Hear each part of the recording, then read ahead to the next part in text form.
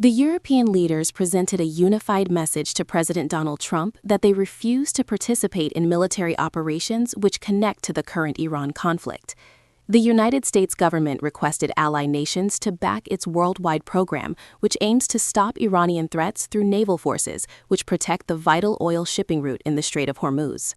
German Chancellor Friedrich Merz, who is widely regarded as a strong supporter of transatlantic relations, used notably direct language when addressing lawmakers in Berlin. Merz expressed his view that Iran creates security risks for the region through its military operations which the United States and Israel currently conduct.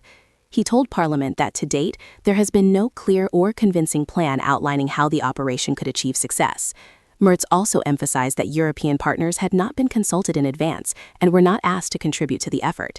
The German government would have preferred an alternate path to handle the situation, but the ongoing conflict will prevent his country from participating in military operations which protect navigation rights in the Strait of Hormuz.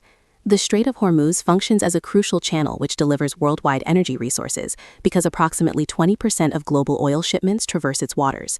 The near-total shutdown of the strait has created major economic challenges, which force international stakeholders to increase their worries about its impact. European governments have selected to stay away from active military fighting because they want to protect their strategic interests and manage their internal political issues.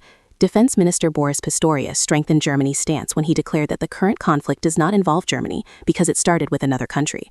Other European leaders have adopted this position, which French President Emmanuel Macron confirmed because France does not participate in the ongoing conflict. European governments have expressed concern about becoming involved in a war because its goals remain unknown and its results will take time to reveal.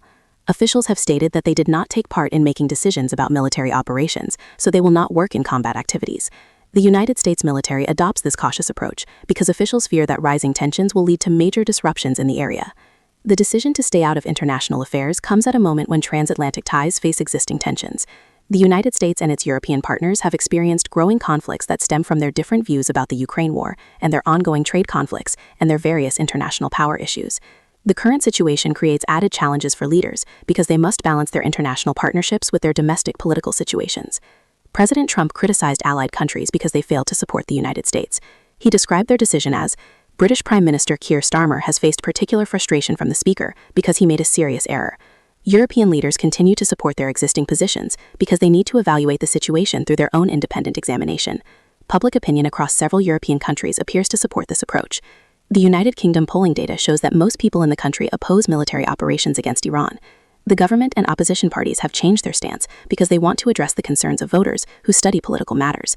In Germany, survey results show that most people oppose the conflict, while a minority expresses support for it. Spanish government officials have criticized military actions and rejected outside pressure to control their operations. The Spanish government has declared that it will reject all international threats which endanger its essential values. European nations have developed their unified response because of these domestic situations. The leaders are assessing whether they should participate in the conflict because they need to analyze both the potential results from the conflict and their existing international partnerships. The United States has not established any formal punitive actions against its allies yet. The current situation demonstrates the existing conflicts that exist within their established international relationships. European officials raised doubts about the military campaign because they could not understand its main goals. The United States diplomatic sources report that its officials have not yet established their ultimate objectives, which will differ from Israel's goals regarding international political developments. European countries have maintained military operations, but they have chosen not to participate in war activities. The leaders have announced that they are studying different solutions to the problem, which will include both maritime security and diplomatic activities. British officials have confirmed that their government is working together with international partners to create a strategy for reopening the Strait of Hormuz. The policy chief Kaja Kallas explained that international leaders now deal with uncertainty better while they work to keep stability and unity across their alliance.